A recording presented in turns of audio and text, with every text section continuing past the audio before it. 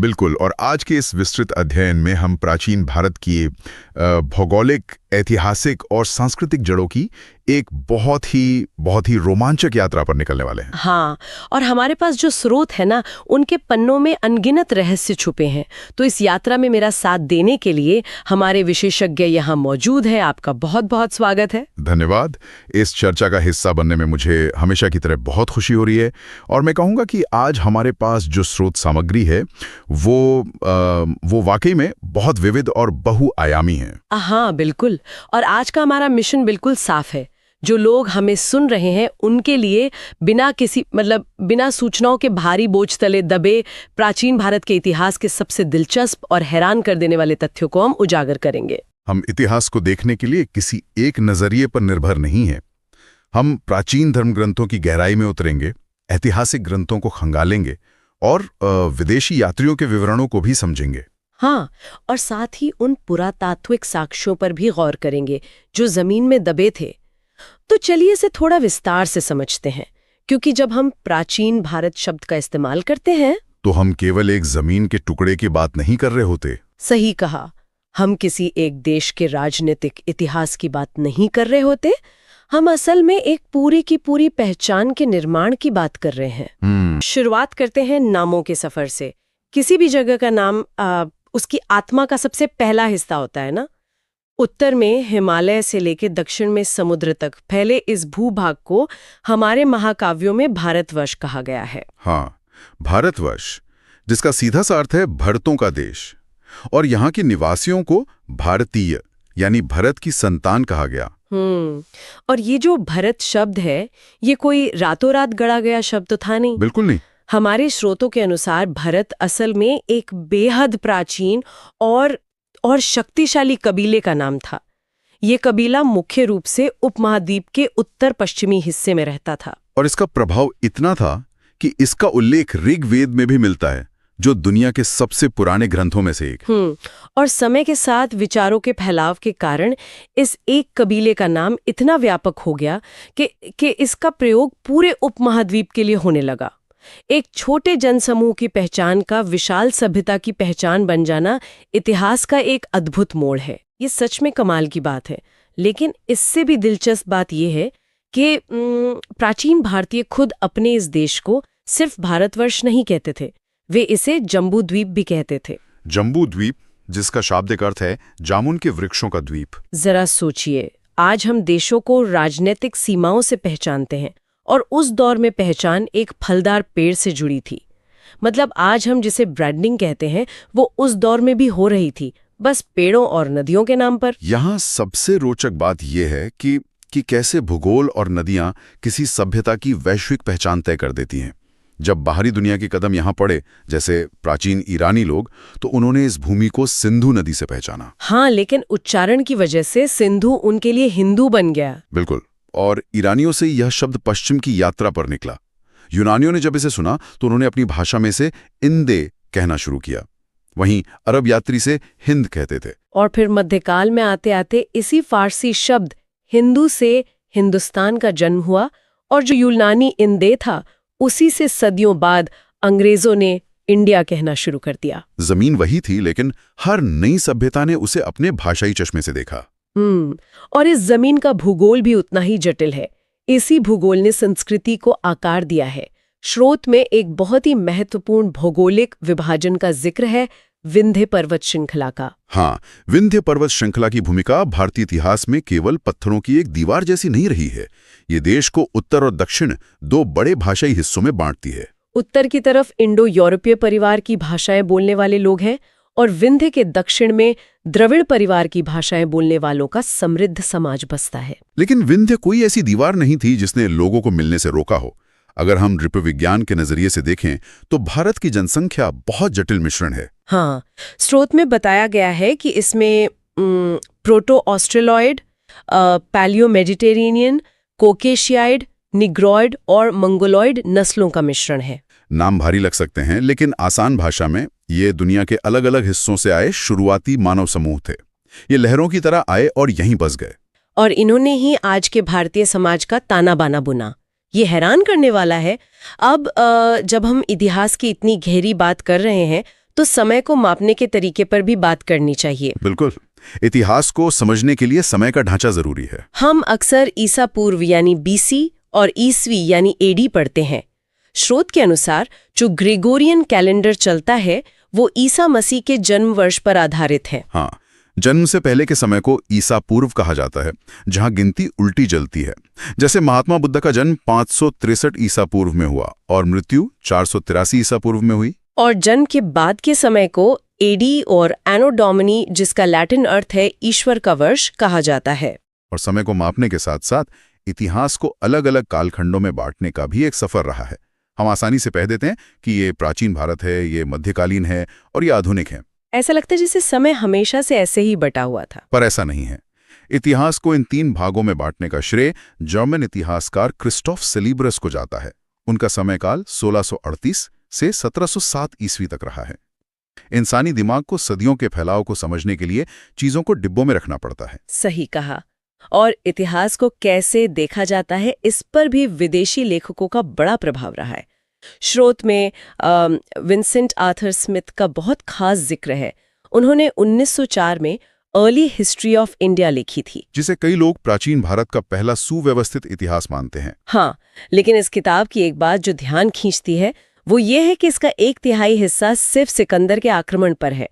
और स्मिथ ने भारत को एक स्वेच्छाचारी शासन वाला देश कहा था। उनका मानना था कि ब्रिटिश शासन से पहले भारत ने कभी राजनीतिक एकता का अनुभव नहीं किया था। और यहाँ श्रोताओं को ये स्पष्ट कर दूं कि हम इन विचारों का समर्थन नहीं कर रहे हैं, हम सिर्फ स्रोत में लिखी बात बता रहे हैं। स्मिथ ने तो यहाँ तक लिखा कि वस्तुतः भारतीय इतिहासकारों का सरोकार शासन के एकमात्र स्वरूप तानाशाही से ही है। यह एक महत्वपूर्ण प्रश्न खड़ा करता है कि विदेशी विवरण किस तरह इतिहास को देखने का एक अलग और भले ही विवादित नजरिया देते हैं। जब एक औपनिवेशिक इतिहासकार किसी सभ्यता को बाहर से देखता है तो उसका चश्मा कैसा होता है, ये उसका क्लासिक उदाहरण है। बिल्कुल। स्मिथ ने बाहर से देखा, विजय और सत्ता पर ध्यान दिया। लेकिन अगर हमें इस सभ्यता को भीतर से समझना है तो हमें वेदों की ओर लौटना होगा। वेद भारत के सर्वप्राचीन धर्म ग्रंथ हैं, जिनके संकलनकर्ता महर्षि कृष्ण द्वैपायन वेदव्यास माने जाते हैं। और भारतीय परंपराएं इन्हें नित्य और अपौरुषेय मानती हैं, यानी ये किसी मानव द्वारा निर्मित नहीं है। ये वसुधैव कुटुंबकम का उपदेश देते हैं। 4 वेद हैं, ऋग्वेद, यजुर्वेद, सामवेद और अथर्ववेद, जिन्हें सामूहिक रूप से संहिता कहा जाता है। संहिताओं के इस विशाल समुद्र में ऋग्वेद का स्थान सबसे ऊपर है। जो लोग प्राचीन भारतीय समाज और दार्शनिक विचारों को समझना चाहते हैं, उनके लिए यह एक अनमोल खजाना है। यहाँ बात सच में बहुत दिलचस्प हो जाती है जब हम ऋग्वेद के आंकड़े देखते हैं। इसमें 10 मंडल हैं, 1028 सूक्त हैं, जिनमें बालखिल्य के 11 सूक्त भी शामिल हैं, और 10462 ऋचाएं हैं। 10462 ऋचाएं, और सबसे बड़ी बात कि ये सब बिना कागज कलम के कंठस्थ करके पीढ़ियों तक सहेजा गया। जो ऋषि इन ऋचाओं को पढ़ते थे उन्हें होत्रु कहा जाता था। इससे आर्यों की राजनीतिक प्रणाली का पता चलता है। अगर मंडलों की बात करें तो तीसरे मंडल का निर्माण विश्वामित्र ने किया था, और इसमें सूर्य देवता सावित्री को समर्पित मशहूर गायत्री मंत्र है। 8वें मंडल में हस्तलिखित ऋचाएं हैं, जिन्हें खिल कहा जाता है, और 9वां मंडल पूरी तरह देवता सोम का उल्लेख करता है। लेकिन सबसे बड़ा है 10वां मंडल। हाँ, 10वां मंडल बहुत गहराई वाला है। इसमें नदी स्तुति सूक्त है, जो नदियों की प्रशंसा करता है। सूर्य सूक्त है, जिसमें विवाह के श्लोक हैं, और सबसे रहस्यमयी नासदीय सूक्त है, जो ब्रह्मांड के सृजन के अनुमान लगाता है। 10वें मंडल में ही पुरुष सूक्त भी है ना, जो स्रोत के अनुसार वैदिक समाज शास्त्र को समझने की कुंजी है। बिल्कुल, इसी पुरुष सूक्त से चातुर्वर्ण्य समाज की कल्पना का आदि स्रोत मिलता है। इसमें वर्णन है कि आदि पुरुष ब्रह्मा के मुख से ब्राह्मण, भुजाओं से क्षत्रिय, जंघाओं से वैश्य और चरणों से शूद्र उत्पन्न हुए। और बाद में धर्मसूत्रों ने इनके व्यवसायों और विशेषाधिकारों में बहुत स्पष्ट विभेद कर दिया। जो एक प्रतीकात्मक कल्पना थी, वो सदियों के सफर में सख्त सामाजिक नियम में बदल गई। एक और हैरान करने वाला तथ्य जो मुझे इस स्रोत में मिला, वो अधन्य शब्द के बारे में था। इसका अर्थ है जिसका वध नहीं किया जाता, और ये गाय के लिए प्रयुक्त हुआ है। ये दिखाता है कि समाज में पशुधन का महत्व कितना ज्यादा था। लेकिन इन सब के बीच जिस तथ्यों ने मुझे सबसे ज्यादा चौंकाया वो ये है कि ऋग्वेद में ब्रह्मा का उल्लेख तो है, लेकिन आत्मा शब्द का कहीं कोई जिक्र नहीं है। ये इतिहास और दर्शन के विकास का बहुत गहरा पहलू है। शुरुआती मानव प्रकृति को समझने की कोशिश कर रहा था, इसलिए उसका ध्यान बाहर की शक्तियों पर था। ऋग्वेद में इंद्र के लिए 250 और अग्नि के लिए 200 ऋचाएं हैं, जो उनके दैनिक जीवन में युद्ध और अग्नि का महत्व बताता है। और यहीं से पौराणिक कथाओं का बीज भी पड़ा, जैसे वामन अवतार की कथा। वामन अवतार के 3 पगों के आख्यान का प्राचीनतम स्रोत भी ऋग्वेद ही है। वामन भगवान श्री हरि के पहले मानव रूपी अवतार थे, एक बौने ब्राह्मण, पिता कश्यप ऋषि और माता अदिति। भागवत पुराण के अनुसार इनका उद्देश्य इंद्र को स्वर्ग लोक पर पुनः अधिकार दिलाना था। और दक्षिण भारत में इन्हें उपेंद्र कहा जाता है। अगर हम इसे व्यापक दृष्टिकोण से जोड़ें तो प्राचीन इतिहास के साधन के रूप में वैदिक साहित्य में ऋग्वेद के बाद शतपथ ब्राह्मण का सबसे महत्वपूर्ण स्थान है। यह ग्रंथों का विज्ञान समझाता है। तो इन सब का क्या मतलब है? हमने देखा कि कैसे भूगोल ने हमारी भाषा के बाद जो सबसे प्रमुख नाम आता है वो है यजुर्वेद। यजुर्वेद। आमतौर पर वेदों का नाम सुनते ही हमारे दिमाग में सिर्फ श्लोकों और मंत्रों की छवि उभरती है, लेकिन यजुर्वेद कुछ अलग है, काफी अलग है। ये मुख्य रूप से उन नियमों और विधि विधानों का संकलन है जिनका पालन यज्ञों के दौरान किया जाना अनिवार्य था। इसमें बलिदान विधि भी शामिल है और इसमें अनुष्ठानों की बारीक तकनीकें दर्ज हैं। हाँ, और यहाँ एक बहुत ही अनोखी बात सामने आती है। यजुर्वेद गद्य और पद्य यानी प्रोज और पोइट्री दोनों में रचा गया है। बिल्कुल। और इसके पाठकर्ता को प्राचीन काल में अध्वर्यु कहा जाता था। तो क्या हम इसे उस समय का एक ऑपरेशनल मैनुअल कह सकते हैं? देखिए, ये तुलना बहुत ही सटीक है। इसे एक ऑपरेशनल मैनुअल ही समझना चाहिए। यजुर्वेद ने अनुष्ठानों और कर्मकांडों को एक विज्ञान का रूप दे दिया था। मतलब सब कुछ बहुत व्यवस्थित था। एकदम।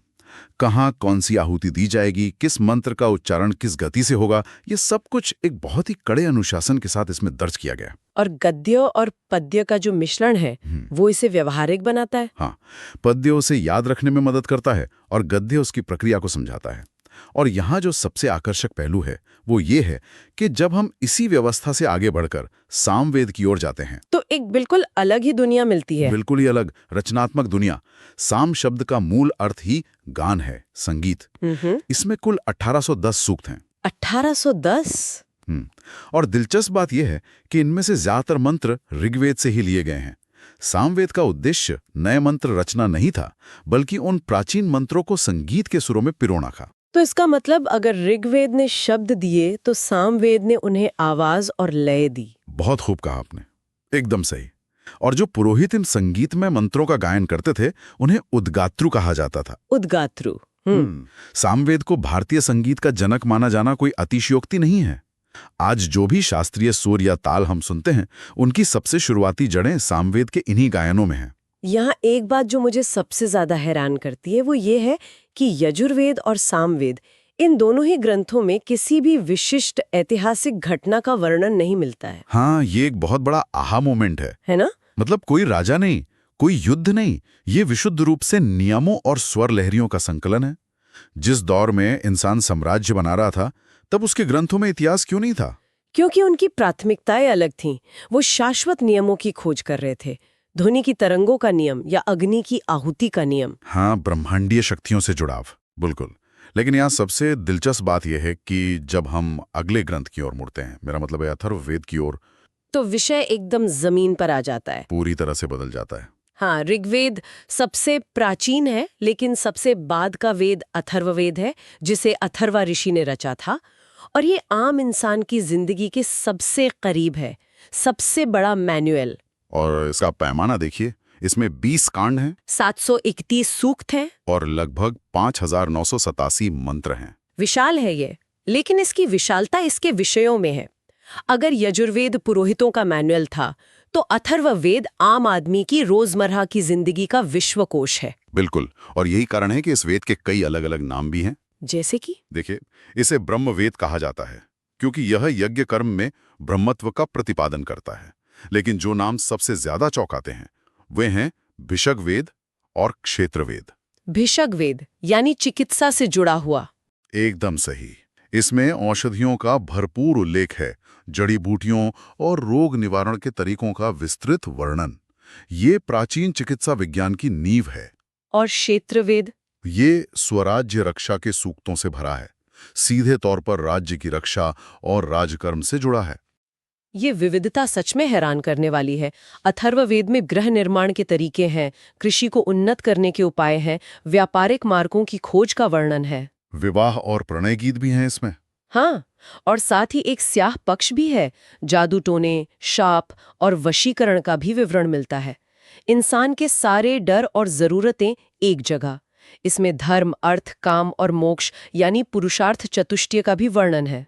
ये दिखाता है कि समाज आध्यात्म और भौतिकवाद दोनों को साथ लेकर चल रहा था, और इसमें राजनीति और राष्ट्रवाद का भी बहुत गहरा पुट है। राष्ट्रवाद उस समय? हाँ, इसके बारे में कांड में पृथ्वी सूक्त है। ये राष्ट्रीय भावना का प्रतीक है। भूमि को माता कहा गया है। ये तो बहुत उन्नत विचार है। और राजनीतिक ऐतिहासिक महत्व भी है। इसमें राजा परीक्षित को कुरुओं का राजा बताया गया है। अच्छा। और सबसे शानदार बात, इसमें सभा और समिति को प्रजापति की 2 पुत्रियां कहा गया है। वाओ, प्रजापति की पुत्रियां? क्या ये संकेत है कि राजाओं के पास असीमित शक्तियां नहीं थीं? उन्हें इन लोकतांत्रिक या सलाहकारी सभाओं की बात सुननी पड़ती थी? निश्चित रूप से सभा और समिति को ईश्वरीय दर्जा प्राप्त था। राजा मनमानी नहीं कर सकता था। तो अब सवाल ये उठता है कि इतना विशाल ज्ञान पूरे उपमहाद्वीप में फैला कैसे? यहीं पर वैदिक साहित्य की अलग-अलग शाखाओं का जिक्र आता है। बिल्कुल, क्योंकि ज्ञान एक जगह स्थिर नहीं था। वेदों की कई जीवित और लुप्त शाखाएं हैं, जैसे ऋग्वेद की शाकल शाखा, यजुर्वेद की शुक्ल और कृष्ण शाखाएं, और सामवेद की कौथम शाखा।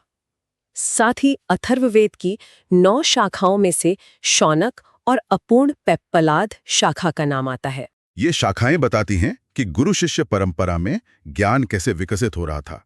और संहिताओं के बाद जो अगला चरण आता है वो है ब्राह्मण और आरण्यक।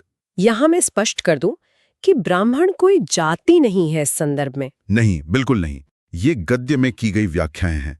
हर वेद के अपने ब्राह्मण ग्रंथ हैं, जैसे ऐतरेय ब्राह्मण जिसमें राज्य अभिषेक के नियम हैं। और शतपथ ब्राह्मण भी तो है।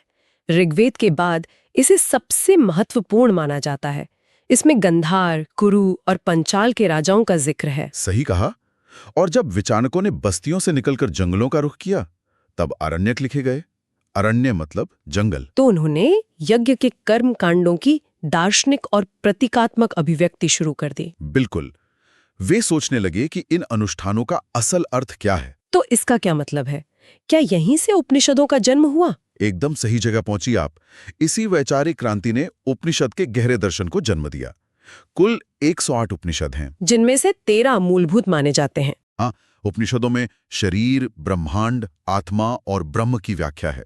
इंसान खुद के भीतर ब्रह्मांड खोजने लगा था। और इसी में जाबालोपनिषद का जिक्र भी आता है ना, जी, जिसमें 4 आश्रमों का वर्णन है, ब्रह्मचर्य, गृहस्थ, वानप्रस्थ और सन्यास। जी, ये समाज को व्यवस्थित करने का एक मनोवैज्ञानिक ढांचा था। समाज की बात करें तो हमारे स्रोत में एक बहुत ही चौंकाने वाला विरोधाभास मौजूद है। जी, जब हम स्त्रियों की स्थिति देखते हैं तो मैत्रेयनी संहिता में स्त्री को जुआ और शराब के साथ पुरुष का तीसरा मुख्य दोष बताया गया है, जो कि सबसे गिरी हुई स्थिति है। लेकिन वहीं दूसरी तरफ शतपथ ब्राह्मण में स्त्री को पुरुष की अर्धांगिनी कहा गया है। ये विरोधाभास कैसे? देखिए, अगर हम इसे व्यापक संदर्भ में देखें तो ये दर्शाता है कि प्राचीन समाज में भी विचार कैसे अलग-अलग थे। समाज कोई एक मशीन नहीं था। विचार समय के साथ बदल रहे थे। बिल्कुल। अलग-अलग दार्शनिक स्कूल अपने विचारों को स्थापित कर रहे थे। कुछ पितृसत्तात्मक थे, कुछ समानता में विश्वास रखते थे। हम इस पर कोई पक्ष तो नहीं ले सकते, लेकिन ये इस समाज की जटिलता को जरूर दिखाता है। और इसी जटिलता को संभालने के लिए मुझे लगता है प्राचीन कानूनी संहिताओं की जरूरत पड़ी होगी, जिन्हें हम स्मृति ग्रंथ कहते हैं। हाँ, जैसे शुंग काल की सबसे प्राचीन मनुस्मृति और विशेष रूप से गुप्त युग की नारद स्मृति। नारद स्मृति तो पूरी तरह से एक न्यायिक ग्रंथ है। इसमें 18 प्रकरण और 1028 श्लोक हैं। तो इसमें किस तरह के कानून थे? ऋण यानी कर्ज के नियम, व्यापार, संपत्ति, उत्तराधिकार, सब कुछ। और दंड के नियम भी विस्तार से। ये पूरी तरह से एक लीगल कोड है। ये सब बहुत प्रभावशाली है, लेकिन इन सब के बीच मेरा एक सवाल है। इतना विशाल ज्ञान, स्मृति, वेद, उपनिषद, इसे याद कैसे रखा जाता था? यहीं पर वेदांग और सूत्र साहित्य का विज्ञान सामने आता है। उन्होंने 6 वेदांग बनाए। शिक्षा, कल्प, निरुक्त, व्याकरण, छंद और ज्योतिष। हाँ, ये वेदों को सही ढंग से समझने और सुरक्षित रखने के अंग थे। और फिर आया सूत्र साहित्य। ज्ञान को संक्षिप्त रूप से संरक्षित करने की तकनीक। बिल्कुल। कल्प सूत्र के 4 प्रकार हैं: श्रौत, गृह और धर्म सूत्र। और गौतम धर्म सूत्र को सबसे प्राचीन बताया जाता है। जी, लेकिन इनमें एक चौथा सूत्र भी है जो सुनने वालों के लिए एक बहुत बड़ा आहा मोमेंट होगा: शुल्व सूत्र। शुल्व सूत्र, यह किस बारे में है? यह यज्ञ वेदियों की ज्यामिति यानी ज्योमेट्री का विज्ञान है। अरे वाह, मतलब वेदियां बनाने के लिए गणित। बिल्कुल,